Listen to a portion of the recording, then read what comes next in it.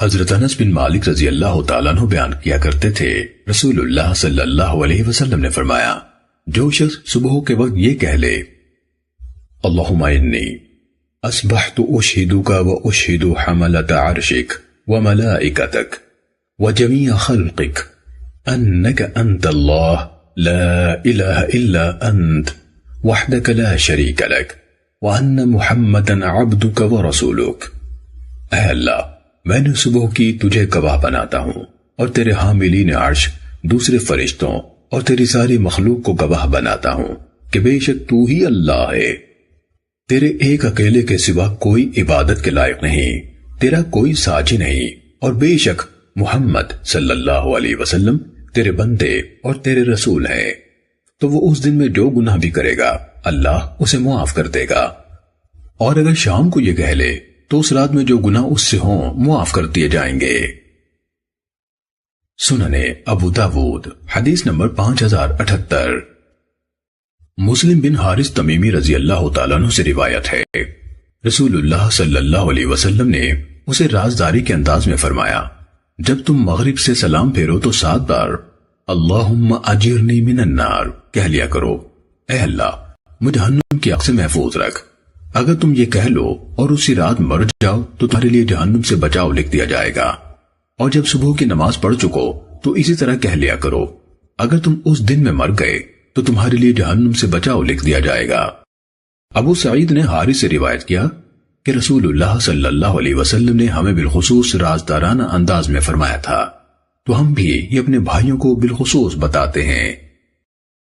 سننے ابو داود حدیث نمبر 5079۔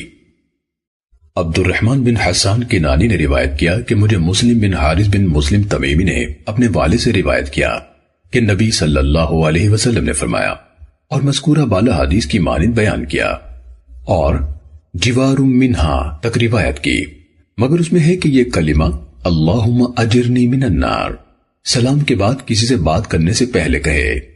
علی بن سہل نے کہا کہ مسلم بن حارث کے والد نے اپنے بیٹے کو یہ حدیث بیان کی، جبکہ علی بن سہل اور محمد بن مصفہ نے روایت کیا کہ رسول اللہ صلی اللہ علیہ وسلم نے ہمیں ایک مہم میں روانہ کیا۔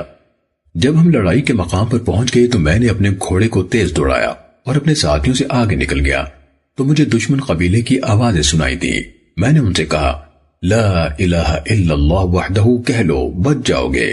چنانچہ ان لوگوں نے یہ کلمہ کہہ دیا تو میرے ساتھیوں نے مجھے ملامت کی اور کہنے لگے کہ تم نے ہمیں غنیمت سے محروم کر دیا۔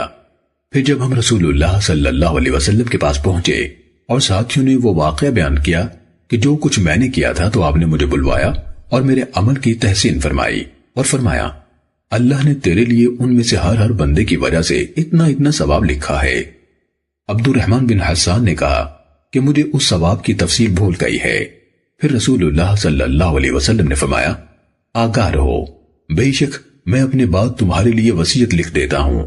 چنانچہ آپ نے ایسے ہی کیا اور اس تحریر میں مہر لگا کر میرے حوالے کر دی اور مجھ سے فرمایا۔ پھر مذکورہ بالا روایت کے ہم معنی ذکر کیا۔ ابن مصفہ نے کہا، میں نے حارث بن مسلم بن حارث تمیمی سے سنا، وہ اپنے والد سے حدیث بیان کرتے تھے۔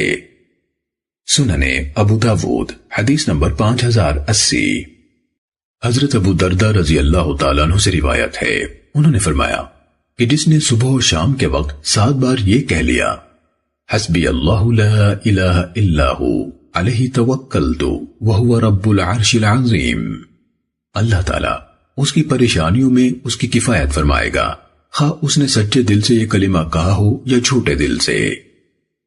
سننے ابو داود حدیث نمبر 5081۔